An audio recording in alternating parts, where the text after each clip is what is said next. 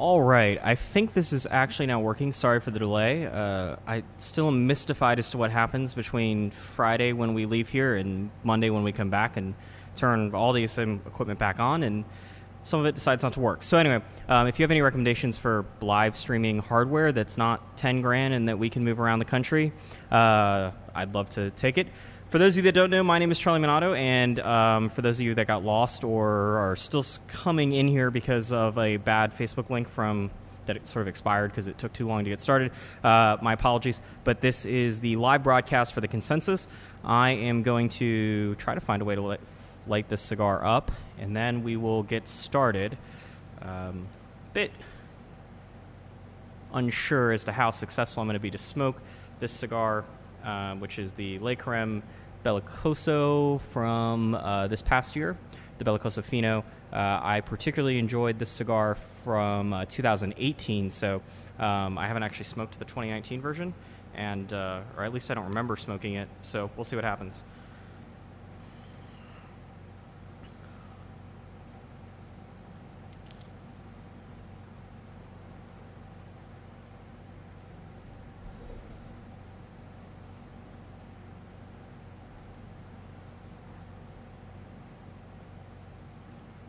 So after that entertaining start to the show, so the Consensus, which I'm going to get to in a second, started in 2011, and it actually started with the 2011 list. It was an idea that I had based off of sort of what I would describe as the first take syndrome. So I used to joke with my college friends that I would be fascinated to know what would happen if somebody who didn't know anything about sports, this sounds a lot more inhumane now that I think about it, if we found a way to basically lock them in a room where all they could do is eat, shit, sleep, and watch First Take with Stephen A. Smith and Skip Bayless. And I would want to know at the end of the year, after doing that for a year, like A, would the person still be alive? And B, what on earth would they think about sports? And so the Consensus is sort of like that, which is what would have happened if there was a consumer who didn't actually smoke cigars, but just read all of the top 10, top 25, et cetera lists that were put out by blogs, magazines, podcasts, YouTubers, et cetera. What would they think the best cigar in any given year was?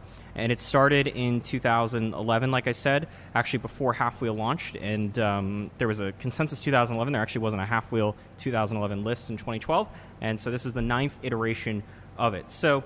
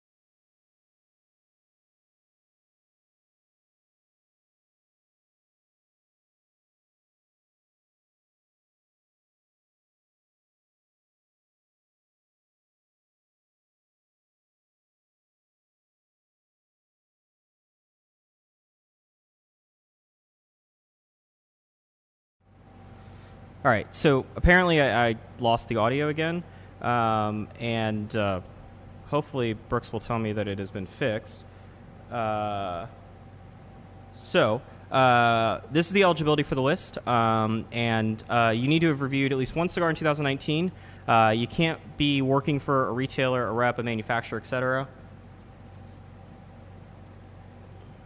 Let's see what else. So as I was saying, although apparently no one heard me because the audio had cut out, there are some people who work for retailers who are very honest.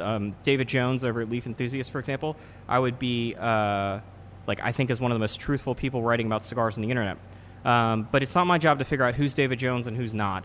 And unfortunately, what that means is a lot of the YouTuber list don't get, like, particularly amongst the top YouTubers, don't end up being on this list. And that's unfortunate, but like JR Cigars is not putting out a top 10 list because they want to. They're putting it out because they want to sell cigars to you. So if you have a vested interest in selling cigars, then your list just doesn't end up on here.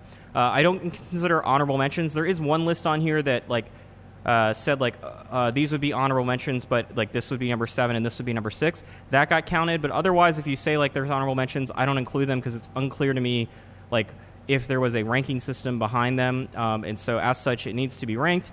List must be published. That's wrong by January 17th, 2020. Surprise. All right. So the way this works is I look at a list. The first place gets 25 points. Second place gets 24 points. If there are ties, then we split points. So like if there was a tie for first place would get 24.5 points, and then third place would get 23 points, et cetera, et cetera, et cetera. There are some publications that put out multiple lists. Somebody like Developing Palates, for example, puts out 4 lists. As such, all of their individual lists, and it's 4 lists for 4 different people. All of their lists are divided by 4, and then that means you can have a maximum of 325 points per publication. There are other publications that put out multiple lists, like Top Cigars, Top Boutique Cigars, Top Limited Edition Cigars. I ignore anything that's not considered Top Cigars. That would affect somebody like Cigar Dojo and Cigar and Spirits. All of that then gets put into a spreadsheet that looks like this. It is going to be very hard for me to keep this cigar lit and do this. So this is actually the 2019 version. For those of you that are unfamiliar with this, the spreadsheet gets published with the actual list, so you can go in and see all the data. But anyway, it goes into a spreadsheet like this. I then add up all the points for each cigar, and then I combine things. I combine things based off of the blend. So if you look at something like the Aganorsa Leaf Signature Selection Maduro, for example, all of those points would get combined into one complete entry. If a manufacturer says that a certain size of a blend is tweaked and is advertising it as such, then it means that that blend does not get points for, or the points get separated between the non-tweaked and tweaked versions. I don't have a great way to go about doing this. There are some companies where it's very, very tough to determine those sorts of things, and so as such, like the attempt here is to try to keep it as clean and non-invasive as possible. And so then I rank them, and that's going to lead into number 25. And number 25 is a cigar that has been on here before. It is the Ramon Aliones by A.J. Fernandez. So this is the second consecutive year, if I'm not mistaken. Ooh, that's going to be a problem. So this is the second consecutive year, sorry, apparently we're going to have to deal with that problem too today, that the Ramon Aliones has made the list. It is a cigar that is a sort of collaboration between General Cigar Company and A.J. Fernandez. I say sort of. It's a brand that General owns the trademarks for in the U.S., but sort of gave it to A.J. Fernandez for reasons that we probably don't have time to go into today. So AJ makes it and sells it. General still owns the trademark. I don't know if there's any sort of financial compensation that AJ gives General back. Obviously, AJ and General have a very strong relationship, and AJ and STG, which also includes Cigars International as well as General, have a very long history. But yeah, made the list last year and is back again. That will be a common theme this year, and I think it's worth pointing out that I find that to be, as the curator of this activity, I find that to be a super impressive feat. It's impressive to make the list, obviously, but to make it in consecutive years or multiple years is a lot tougher, and I think says a lot more about the cigar itself. So this is going to be super annoying, but we are going to move back on to number 24. And that cigar is the Davidoff Winston Churchill, the Traveler, limited edition 2019. It seemed like all of the points here were going to the Robusto size. I'm sorry that is deciding to cut out the way it is. Welcome to technical hell today. That was a cigar that was released in January. I would be fascinated to know what would happen if it was released around the trade show. It sort of seemed like it was forgotten about by a lot of people. It didn't make it to the half-wheel list, but that was just due to the score. It wasn't due to the timing. It's always a debate, and I know that many others will have this debate as well about when is the optimal time to release the cigars to make this list. That is January is probably not it, is the short of it. So we're going to move on to number 23, and that cigar is Neanderthal, not specifically the LH size, though that is what is listed there. Neanderthal, this is, I believe, the second time that Neanderthal has made this list. Unfortunately, it disappears like that. So Neanderthal from Romacraft Tobacco.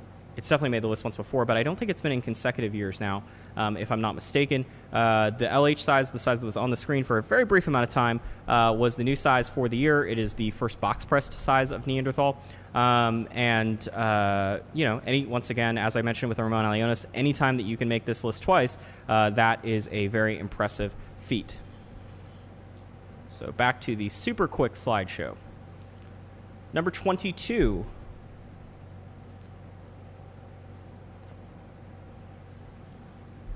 Is the Perez Carrillo La Historia, not the Encore, but just the regular La Historia from EP Carrillo.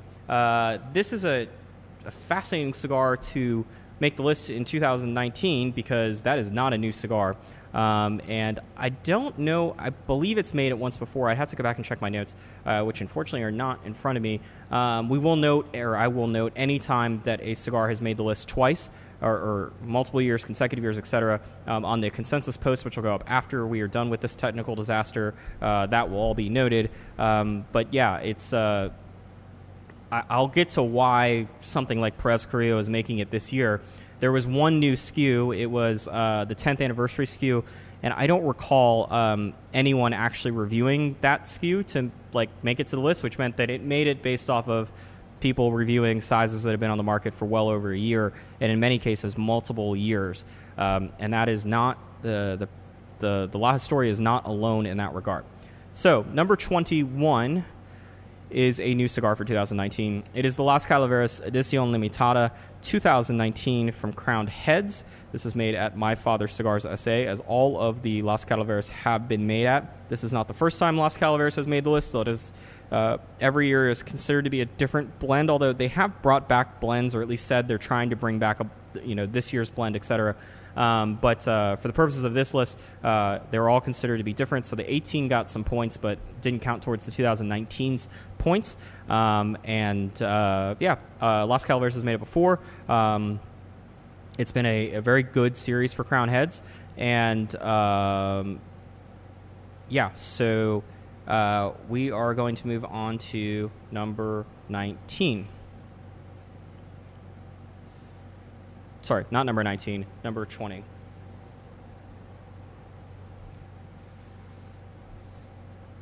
Number 20 is also from Crown Heads. It is the La Colección. This is a new cigar that came out late into 2019 from Crown Heads and Drew Estate. It is not the first time the two have worked together. It is made by Drew Estate for Crown Heads. Crown Heads, more so than most others, seems to emphasize its sort of partnership with Drew Estate, but it's contract manufacturing. It's no different than what Crown Heads has made from EP Carrillo or from My Father, etc. They make the cigars for Crown Heads. Crown Heads sells the cigars, and that is the end of the story. And so before Brooks absolutely shakes the shit out of this camera, I will get that off the way. Probably just put it in manual focus would be the best thing to do, Brooks. And so there is actually a four-way tie for 16th place. So the first of said four-way tie. And Brooks, don't worry, you're not on the camera. So the first of those cigars is the Aging Room Cuatro Nicaragua, which hopefully shows up on the screen here. It is the cigar that won Cigar Aficionado's #1 cigar of the year. We have not reviewed it here at Half Wheel. I doubt we get around to doing so. I don't know why that just did that. But welcome to Technical Hell. So a interesting cigar nonetheless. Hopefully the microphone is no longer in focus. But I'm definitely still not in focus. So Brooks, don't fuck with the camera right now. Please don't. No, wait for me to get off the screen. So there we go. So so Aging Room not made this list, not a frequent contributor to this list, but obviously that cigar, made it from Cigar Aficionado's list, the #1 cigar of the year in a somewhat surprising fashion. I will say that this was a cigar that wasn't on anyone's list prior to CA's list being published, though made it on a couple of other lists where I'm not sure CA had anything to do with it. I would say we're 50-50 on like the cigars that get number one from CA making the consensus. Some years they don't, some years they do. It obviously helps when it's more recent cigars, something like when they gave Les Bijoux number one, for example. It was kind of completely out of the blue.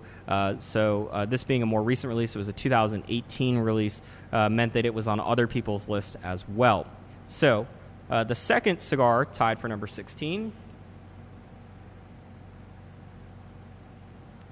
is the Wise Man Maduro from Foundation Cigar Company, which won this award, or won the top spot on this list a couple years ago. It is made at Tabacos Villa de Jalapa S.A., in case you couldn't read that for the quarter second that it was on the screen. And, as it has been the case with many of these cigars, has been on it before, has won it before. Interesting note here, to my knowledge, there was not a new Wise Man Maduro size this year, which meant that it just made it because that's what people wanted to put on the list, which is great. And that's always an interesting thing when you see a line that hasn't had any sort of recent push to it suddenly return back here. I guess there was the Lancero. I don't remember when the Lancero came out. I'm sure somebody in the comment section will point that out. So we will move on to the next of the tied for 16th cigars, and that is the Southern Draw Rose of Sharon Desert Rose. So this is a new iteration of the Rose of Sharon line that was introduced this year. It is not limited, but there was a limited amount that came out this year. There are more coming, last year. There are more coming this year, like all Southern Draw cigars made at AJ Fernandez. Obviously, Connecticut wrapper offered only in that one size in these sort of black, pink camo, if that makes any sense. Obviously not very camouflagey, but interesting packaging, at least on the bundles. I can't recall a cigar with black and pink camo before. Southern Draw has done well on this list in the past, and so it's not surprising to see them make it again. I will say they had a lot of different SKUs this year, and so anytime you do that for something like the consensus, it can be problematic towards how you finish, because you can sort of cannibalize the points across the board. But congratulations to Robert and Sharon Holt, and we are going to move on to the next of the tied for 16th cigars, which I believe is the last one, and that would be the My Father Le Promesa. So this was a new cigar for 2019, made the half-wheel list in the Lancero size, which you see pictured there, obviously made by My Father. And rather than going back to my face, we can look at the first 10 so far. And so you can see there are a couple of trends already happening. So we have, Crown Heads put multiple cigars on the list. You can see that there are a number of cigars that are not new. You can see that the Davidoff Churchill LE 2019 text has been cut off. The not new thing is going to be, or even not from 2018 new, like pre-2018, is going to be a common theme here, and I have some thoughts on that, which I'll get to at the end. But, I would say a mixture of 2018-19 cigars, certainly nothing I would venture to say is completely out of left field, other than maybe the La Historia, which is just kind of a weird one for 2019. But nonetheless, that is the first 10. If you have any comments beyond complaining about the technical approach to this video, of which I have plenty of comments for, you can leave them in the comment section, and I will get to them at the end of this. And that's going to bring us to number 15. There is not a four-way tie. So that is the Crux Epicure, specifically the Short Salomonis Vitola. None of the other Epicures got any votes, at least of the regular Epicure. There was at least one list that had the Epicure Maduro line. But for the regular Epicure line, the Short Salomonis was the only one that got any votes. That's an interesting one to pick. It's obviously not the most popular of Vitolas. Also, it's a limited edition cigar. But as Patrick noted when we were here on Friday, with our top 25 list, he had said that that cigar seemingly had gone to retailers, sold out pretty quickly, at least in his area, and it seems like it had a pretty good showing on a number of lists, obviously to make it in the top 15, and so, seems to be some evidence towards it. I'm curious to see if the rest of that Short Sound Lotus series comes out, because to my knowledge it has not, as well as to see what they do with the packaging, because I don't know if the Epicure packaging is one of the ones that's gotten revamped yet, as Crux sort of goes through that process. So that will bring us to number 14. And that is the Sobre Mesa Brulee from Dunbarton Tobacco and Trust. This is obviously a Connecticut wrapped cigar. I don't think that was the right flag.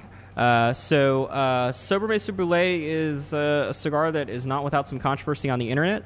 There are many people who believe that it has a sweet tip. Steve Saka has said that is not the case. I smoked it and reviewed it. I did not taste a sweet tip. To me, that's something that's not really debatable. Like, you should know if you're smoking a cigar with a sweet tip. You should be able to taste the sugar. You should be able to taste the residue of the sugar. And oftentimes, you should be able to taste the sugar sort of off your lips, not just on the cigar itself, because that's normally what happens with a sweet tip cigar. There was none of that. The cigar was certainly sweeter than most other cigars would be, or certainly than the average cigar. Saka claims that he has some sort of technique that is used to develop that. I don't. Maybe not. But I certainly didn't taste any sugar. I know that there are some of you who definitely think that it is sweet tipped. But whatever the case is, in the top 15. So there's that. I thought it was a decent cigar. I wasn't terribly overly impressed with it. There were a lot of very, very good Connecticut wrapped cigars this year. That would not have made my sort of top 5 if we were doing that. But that's not what we're here for. It's the consensus. So number 13 is the Illusione Epernay, the 10th anniversary size. This is a different blend from the regular Epernay, so it actually would have, if we combined all the Epernay sizes, it would have finished higher up. That is the right flag, because that's made in Honduras. But the Epernay 10th is said to be a different blend, and so it got its points separated out.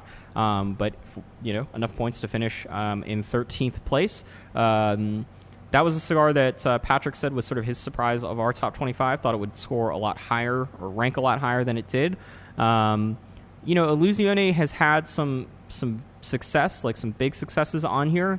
Obviously with the Illusione, the Rothschilds, but typically it doesn't usually kill this list. One Off did well a couple years ago, or last year, I guess it would have been. But I don't know if it's a price point thing. I'm not entirely sure. I can't imagine Dion is sending out many samples to people, but it seems like cracking the top 10 has been a challenge for Illusione, which, in my opinion, has been one of the best manufacturers for the last decade. So not surprising to see Illusione on the list, and to be quite honest, not surprising to not see them in the top 10, though. So number 12, just powering through this thanks to technical difficulties, is the American, which is made in America, in Tampa, in Ybor, by J.C. Newman, made at their historic factory in the Cigar City.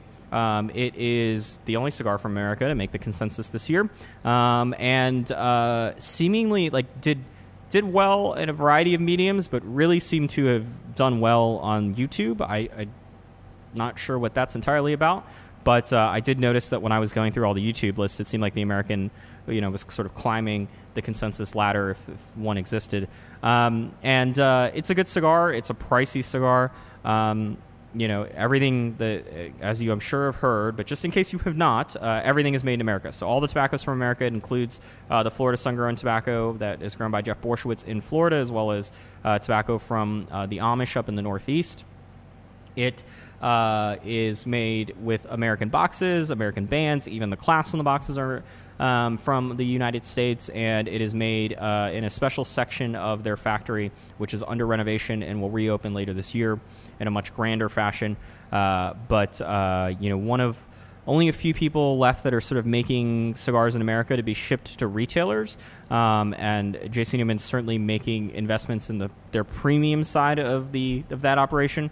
For those of you that don't know, that factory, which also serves as their headquarters, makes well over 100,000 cigars a day using antique cigar rolling machines. So different than what you would see in most machine-made cigar factories, a much different process, and the machines are much older, and they need to be they assist humans, I think is the best way to describe them.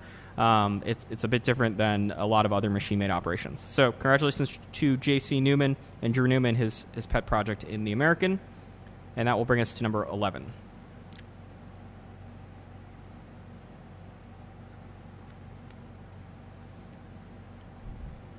Number 11 is the Tabernacle Havana Seed number 142 from Foundation Cigar Company and Nicholas Melillo. And so I don't actually, I can't remember if this cigar made it last year. I seem to think that it may have not made it last year. But whatever the case is, Foundation has done historically very well on this list. Obviously, as I mentioned earlier, the Wise Man Maduro won it. El Wensi, I believe, also won it when it debuted. This is probably my favorite blend from Nick so far at Foundation. 142 refers to a specific type of seed that is grown in Connecticut. Obviously, Havana seed, in case you were confused. That has become a very popular thing to do, to not just use Connecticut broadleaf, but also to use the Habano seeds that are there, and then to have them placed onto premium cigars. And when I was there last, I want to say that they were growing, like on one of the farms I visited, they were growing almost equal amounts of Havana seed and broadleaf, which was certainly not something that even the farmer would have expected 5 years before that. But it's been a little while since I was in Connecticut. Hopefully I'll get back this summer. It's always interesting to see it. There's not, to my knowledge, really any like organized consumer tours outside of maybe the Connecticut Barn Smoker.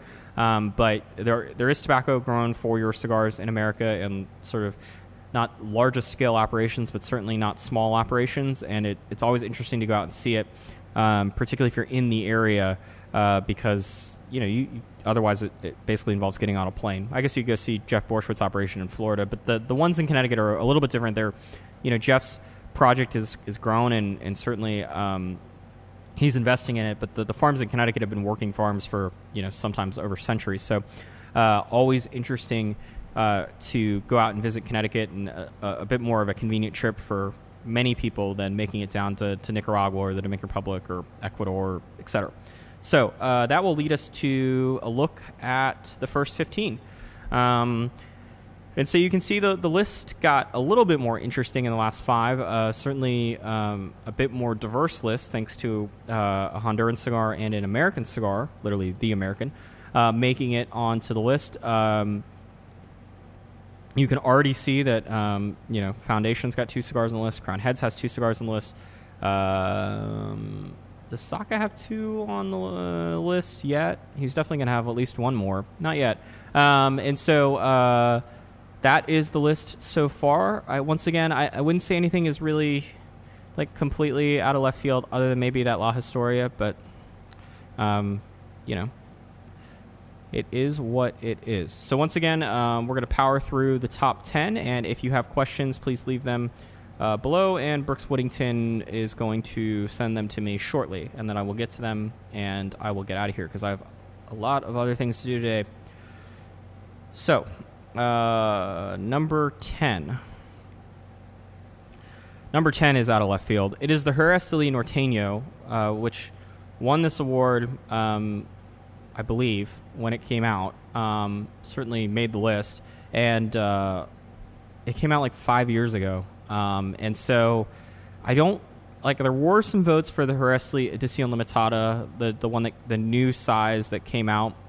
But there were also some votes for just like generic Norteño sizes, which seems a little bit odd at this point of, the sort of time. It's not like there hasn't been New Jersey State products last 5 years or this year. But whatever the case, congratulations to your state. As I've mentioned before, you make the list multiple times. That is super impressive, and it's particularly impressive when it's coming as big of a surprise given the layoff from when that blend was sort of in vogue with cigar media to now. So number 9 is the cigar I'm smoking. It's the Le Creme. It is all of the Le Cremes, not just the limited edition 2019. That just happened to be the photograph we pulled. It is from Crown Heads, made at EP Korea's Tabacalera La Alianza SA factory in Esteli. I'm smoking it right now. I'm admittedly not paying a ton of attention to it because I'm trying to get through this. But it does taste similar to last year's. I think the Bellicoso Fino size is the best size in this blend. To me, when I was smoking it last year, it tasted like sort of fresh opus stew. It had a lot of that sort of not entirely refined sweet cedar. Certainly not a harsh sweet cedar, but one that still seemed like it had more time to progress. And a lot of other sort of semi-sweet notes with a decent pepper kick. Maybe not as much strength as Opus, but fresh Opus don't have the power that I think they used to. Certainly in Yeho, to me, out of the box would be the fresh one. But I was super impressed with the Le Creme. This is a cigar, the 2018 version I actually bought a box of, which is an extremely rare activity for me to personally buy a box, given how many cigars we have here at the office and how many cigars Half Wheel buys and how little time I have to smoke all of those. So I smoked quite a few of these last year, and at least early indications are the 2019 version is... oh, no, that's not going to work because he changed the focus. So we can do that again. But 2019 version, smoking very similar to the 2018 version, and happy to be smoking it this morning. So, number 8 is Laranja Reserva Escurdo from Espinosa. This is made at A.J. Fernandez's other factory, the San Latano factory. And, this is a cigar that showed up on a number of different lists from a number of different mediums. I'm not sure if it showed up on any of the magazines, but that wouldn't surprise me if it did. But certainly blogs, podcasts, YouTubers. It's Espinosa's had some cigars on this list before. That was a good cigar. It didn't qualify for our list, but I smoked one, I believe, and enjoyed it. Hopefully I didn't do the review because that would be a little bit awkward. But I seem to recall enjoying smoking the cigar. The original Laranja also received some points, completely different blend. That, I think, is probably Espinosa's best cigar to date. I've not smoked the new Warzone, but I'm curious to try that. But at least the regular Laranja, those things were particularly special when they came out. So number 7 is the cigar that won Half Wheel's top cigar of the year. It is the Hoyo de Nicaragua Antonio CT. I said quite a bit about the cigar earlier. Oh, look at that. It's not going to... okay. No, it's not going to go off the screen. Finally, we have one. So I said a lot about the cigar on Friday. I don't think I need to rehash it. I'm guessing most of you that were here on Friday, or most of you that are here today, were probably here on Friday, but I'll leave it at least up on the screen so you don't have to look at me for a little bit. It is a very good cigar. I sort of, as I mentioned on Friday, I wish that they would not have called it Antonio CT, because I think it probably could stand alone on its own name and would be less confusing and maybe would drive away less consumers to the cigar who might think it's a Connecticut cigar, but it's super strong, etc. It's a medium full cigar. It's a very, very good cigar. No surprise to see it up here, obviously. Half Wheel's cigar of the year in 2019. So we're going to move on to number 6, which I'm sure will disappear off your screen much quicker than that. It is another cigar from Hoyo de Nicaragua. It is the Hoyo de Nicaragua Cinco Décadas, which is actually the consensus number 1 winner from last year. So back-to-back years on the consensus, obviously made at Hoyo de Nicaragua. Look at that. It's going to stay up on the screen. This is fascinating. Made at Hoyo de Nicaragua. Once again, made the list last year. There was a new size this year, though, if I'm not mistaken. So that might help to explain it. But it's not entirely a surprise to see the consensus winner from the year before make the list. This is pretty high up on the list, nonetheless. But congrats to Hoya for the back-to-back rankings within the top 10. And that's going to lead you to this list that you can see up here. And I'm going to puff on my cigar before it goes up. So, you can see 4 out of the last 5 cigars that have been added to this list are from Nicaragua. That should be of no surprise. Nicaragua has consistently dominated the consensus. 2019 was no different. Curious to see, 2 Hoyas in the top 10, but we'll get to that, I guess, probably later.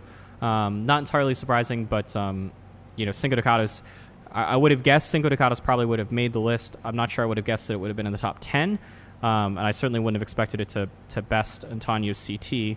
But that is what happened. And yeah, give you guys a couple more seconds to look at this. One last plug for questions. They're going to be done on this show, so it's not going to be like on Friday when we did a whole separate show. We're going to do them here on Facebook and YouTube. If you have questions, please ask them on Facebook. That's what Brooks is monitoring. He's going to send them over. I'm going to try to knock them out as quickly as possible because I have other things I need to do. I will be in Nicaragua actually tomorrow. Patrick Legreed, I believe, is there right now. So if you want to complain about this list, even though I have nothing to do with how these things rank other than my small part in Half Wheels list, you can do so in person, which is always fun. I'm sure some of you have some complaints. Once again, not my rankings, but, apparently I'm going to take responsibility for it. So that made no sense. Not the responsibility thing, but the switching of the screen. Number 5 is another cigar from Steve Saka. It is the Mi Querida Tricky Traca. Steve Saka's done extremely well on this list. Won Brand of the Year or Company of the Year last year, and we're back to technical difficulties. So not surprising to see Tricky Traca at number 4. For those of you that do not know, this is the Mi Querida blend. It's based off the Firecracker size that was an exclusive to Two Guys Smoke Shop a few years ago. That size was said to be a bit stronger than the regular Mi Querida, so Steve Saka wanted to make a whole line of them. 2 sizes came out this year, last year. There's another size coming out in 2020, or at least that is the plan. For those of you wondering, I don't think Firecracker got any points, but if it did, I would have counted them towards the Tricky Traca, not the Mi Querida, since Saka has said that it is a different blend. But not surprising to see this here. Made the half-wheel list. I think the Firecracker also made the half-wheel list. Certainly like the slightly amped-up Mi Querida blend. So, numero cuatro. It is the Southern Draw Kudzu Lustrum. I really should have figured out how to pronounce that. Made by AJ Fernandez, like all other Southern Draw cigars. As I mentioned earlier, when Southern Draw made it for number 16, or for the tie for 16, with Rose of Sharon, Desert Rose, Southern Draw has done well on this list, and it is of no surprise to see them in the top 5. Though, as I mentioned at that point, for those of you that weren't around, they released a lot of cigars last year. It did seem like there weren't a ton of I forget what those blends are called. Not private blends, but the ones that they have in the plastic tubes. So those cigars didn't seem to make the list. There may have been 1 or 2 that got a vote, but it seemed like most of the votes for Southern Draw were going to Kudzu Lustrum or the the Rose of Sharon Desert Rose. I don't think Rose of Sharon got another vote. There were a couple things here and there, Cedrus the Hogan, etc., but the bulk of them went to Kudzu Lustrum, obviously, given the number 4 ranking. And so congrats to Robert and Sharon Holt on another great consensus showing. It's not their list, I guess. Number 3 is, this is probably the surprise of the list. It is the Viva La Vida from Artesano del Tabaco. That is a new company, but not entirely new to the cigar industry. It is owned by the former owners of Cigar Inn in New York City. They were acquired by the parent company of JR Cigars and Altadas a few years ago, and now Gus and Billy are back, and they're back with their own line of cigars, which are made and distributed by AJ Fernandez, called Viva La Vida. This definitely did... ranking would not have happened without the help of some YouTubers, and all the lists are weighted equally, so it is what it is. But certainly did particularly well on YouTube. Did well with I believe it was on One Magazine ranking and also on some blogs. But YouTube really is what propelled it into the top 5, at least from what I can recall. And maybe I'm completely wrong, but I'm pretty sure that's what happened. A decent cigar. Maybe not my thing. We'll see what they have planned for it. It's always interesting to me. AJ made it with the Ramon Aliones, but AJ's had cigars on this list before for his AJ Fernandez brand. But typically what happens, as has happened this year, is, he's responsible. Abdel's factory makes all the Southern Draw stuff, makes some of the stuff for Foundation as well as others, and that's the stuff that usually makes the list. Abdel's stuff, typically, the AJ Fernandez stuff, for whatever reason, struggles to get on here. It's not to say that I think New World's a great cigar. We'll see if he actually brings back Mayembe. He's teased it a couple times now. I thought the original Mayembe was absolutely fantastic, but for whatever reason, it seems like there's a struggle to get the AJ Fernandez cigars that are made at that factory onto this list. I don't entirely have a great explanation for it, but AJ's obviously placed a lot of cigars. The factory on this list and is, I think, the only one that's going to put two factories on the list in terms of the AJ Fernandez factory in Esteli and then the San Latano factory, which is also in Nicaragua but not in Esteli. So, number 2 is a repeat from last year. It is the Sin Compromiso from Dunbarton Tobacco and Trust, which finished second place last year. That is the first time that has happened, to my knowledge. It is... I'm sure that Steve will have differing takes depending on the day of the week on this, but on one end, it's probably disappointing to finish in second yet again, and Steve Saka's got a long history of doing that on this list. On the other hand, that might be the most impressive thing that's ever happened on the consensus. To be in the top 2 back-to-back years is super impressive. Sin Compromiso is a very good cigar. The Selección number 6 was on our list this year at Half Wheel, which helped get it to number 2, certainly. And so it's not that it's a bad cigar by any stretch of the imagination. It came out in 2018, got second then, and the fact that it's back here in second place is not, I mean, it's surprising. It shouldn't be, it's not inexplicable by any stretch of the imagination. There was a couple new sizes, albeit no new national sizes to my knowledge. And the cigar's good. And so, Steve has done well on this list, historically speaking, ever since he came back after leaving Drew Estate. And it's not surprising to see him put a few cigars actually on this list. Congrats to him and the team at Hoya for once again having the number 2 cigar on the consensus in back-to-back years, something that, like I said, as to my knowledge, never happened.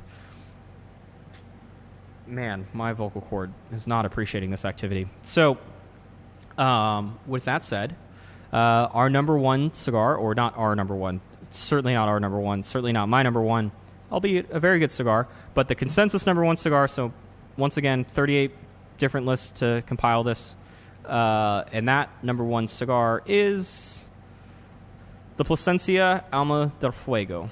And it is the new line from Plasencia this year, offered in 3 sizes. Really did well with the magazines and blogs. I don't really recall how it did with the podcast, but it certainly did well with the magazines and blogs and a couple of the YouTubers. There is the list. I'm going to drink some water because it feels like my vocal cord is about to explode. You can take a look at it. You can complain, celebrate.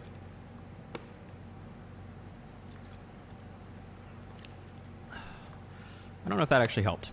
Anyway, so Alma del Fuego was number 3, if I'm not mistaken, on Half Wheel's list. A very, very good cigar, and a deserving cigar to make it to the top of the list.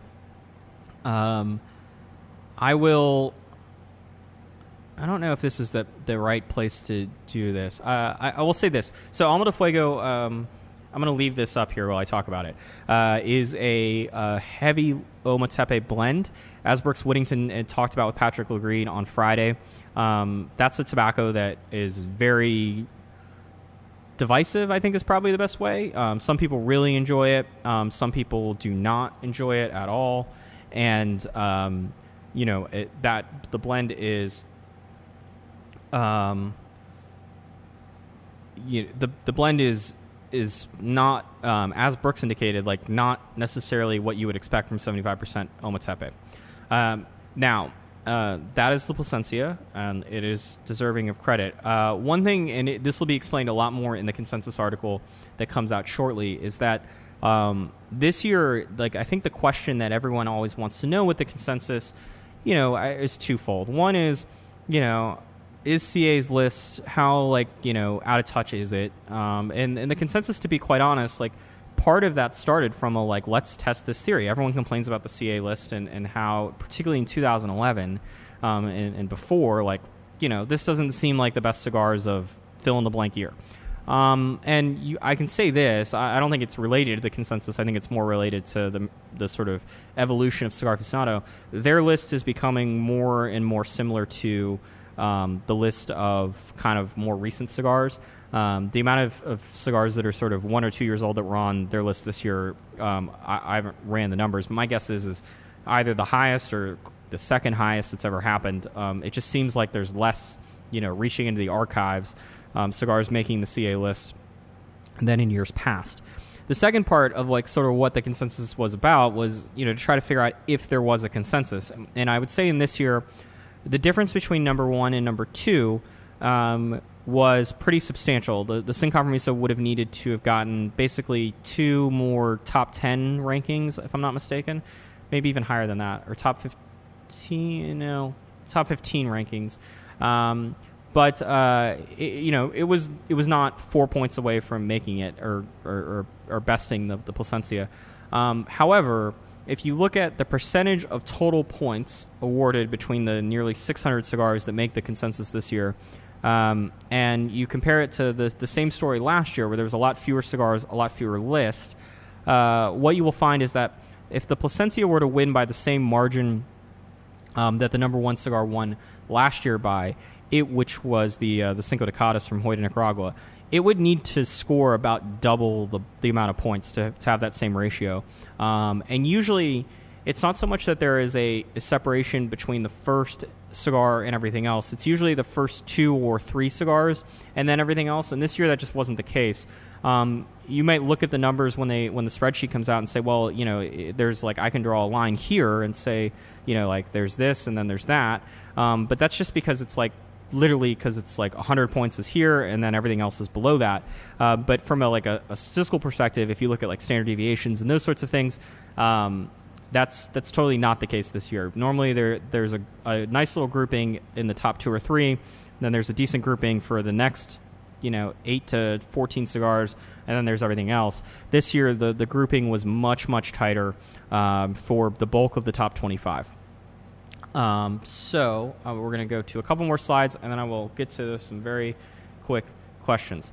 So companies with multiple cigars on the consensus: Crown Heads and Dunbarton Tobacco and Trust put 3, so congrats to them. And then Foundation, Hoya, and Southern Draw each put 2. And my cigar hasn't gone out, so congrats to me. Right there's what, 12, almost half the consensus between those 5 companies, which is pretty impressive. And also impressive is that I think all of the cigars are made in Nicaragua except 1. Yeah, I think that's right. Just the Le Carême is the only one that's made outside of Nicaragua. Unfortunately, the next slide would have been more helpful to explain this point. But there were a handful of factories with multiple cigars on the list. Congratulations to AJ Fernandez and Hoy de Nicaragua. That's just the AJ Fernandez main factory. AJ total put 5 cigars on the list, or made 5 cigars that are on the list. But AJ and Hoya each had 4. Plasencia had 3. And then Juristate, Tabacalera La Alianza, which is the factory owned by Ernesto Perez Carrillo, and My Father Cigars S.A. Put 2 each. And this is just for the top 25. Obviously, the full spreadsheet will tell you what you really want to know, or maybe what you don't want to know. I don't really know at this point.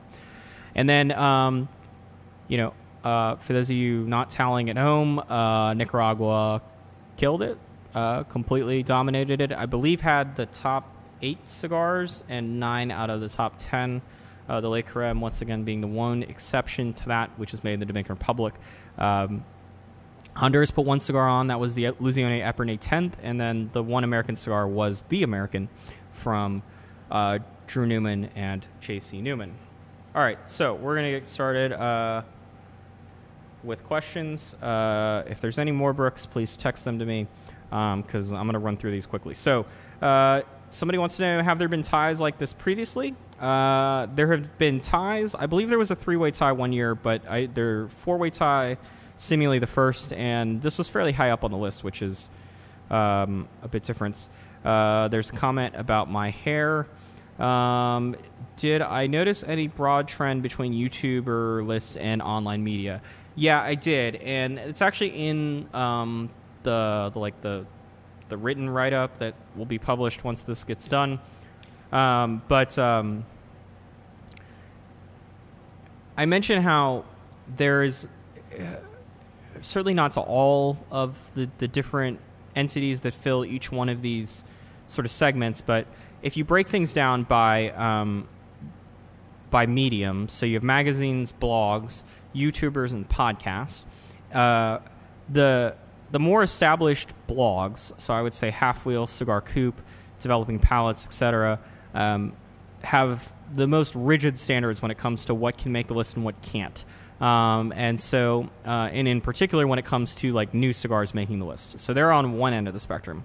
On the other end of the spectrum is the relatively newer YouTube channels who, I mean, it's a complete like open book. And I suspect the reason why this is the case is because I would imagine most YouTubers aren't scoring cigars. And as such, the process just isn't as formal as, and the media maybe lends itself more to, I'm going to sit down, I'm going to look at this camera. Hopefully I'm going to be better than Charlie is at staring straight into the camera. And I'm just going to tell you what I think about this cigar. And I'm going to do things like, I'm going to do the old Stogie review trick like this, and I'm going to, et cetera. But I'm going to give you my personal thoughts, and I'm going to tell you, and I don't think that lends itself to scoring as much, and I'm guessing there isn't as much scoring going on there. And as such, the YouTuber list can have things that are just somewhat bonkers sometimes. There was one YouTuber who had 3 CAO flavors cigars in his top 10, or maybe in his top 10, but certainly in the top 25. I think it was a top 10 list. But whatever the case is, that's something you wouldn't see on blogs, not necessarily because of the flavored part of it, but just because, CAO Flavors hasn't exactly been a line General's been putting out new products in quite some time. There was one YouTube list that had like the CAO Brasilia Torpedo was the #1 cigar of the year. That cigar has been out for longer than Half Wheel's been around. Rocky Patel Vintage 1990, Vintage 92 was also on that list. Also cigars that have been around for well over a decade. So, there is a difference, particularly when you remove some of the more established YouTube channels. Although at this point, not a lot of them, like the big YouTube channels, at least as far as I know, and I'm not an expert in this field because it's not my preferred medium to get cigar information from, but you have Cigar Obsession, who doesn't put out a list. You have Cigar Vixen, who does put out a list. And then the rest of them are all kind of retailers. You've got the former TNT guys that each have their own stores and own channels now. JR Cigars has a big channel. There's one other one that's escaping my mind at the moment, but the bulk of them are retailers, and so those lists don't make it on here. I don't even bother to look and see what they name, and so that certainly is a difference.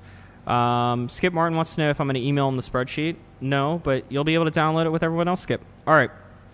So that's it. Like I said, I have a lot of other things to do. I apologize today for the technical difficulties. Once again, we do this on Friday, everything works. We do this on Thursday, everything pretty much works. Do this on Friday, everything works. Come back on Monday, shit's just not working. So hopefully we'll find a better solution to it. I don't know if anyone's got any suggestions. This is the second hardware setup we've tried, and it's less finicky than the last one, but still has its issues. So that is it with the consensus. It will be up sometime in the next 15-20 minutes, so hold your horses, Skip. And there'll be more thoughts. The full spreadsheet will be on there. You'll be able to look at all the lists. There is at least one list that's still actively going on that wasn't part of the consensus because it didn't meet that cutoff date of Friday evening. But there are 38 lists, which is 10 more than last year, so I'm happy about that. Half Wheel's Top 25 is up. The consensus will go up. That is the end of our award season for 2019. I don't know when we'll be back on camera again. But like I mentioned a second ago, Patrick is in Nicaragua or is flying to Nicaragua right now. I will be heading there tomorrow morning, and we are there to cover Puro Sabor, the Nicaraguan Cigar Festival. It is the beginning of Cigar Festival season for Half Wheel, so we will do that. Then next month we will do Puro Cigar in the Dominican Republic, as well as Brooks will head down to the Festival del Habano in Cuba, and I will join him so long as the State Department lets me. So thank you for tuning in.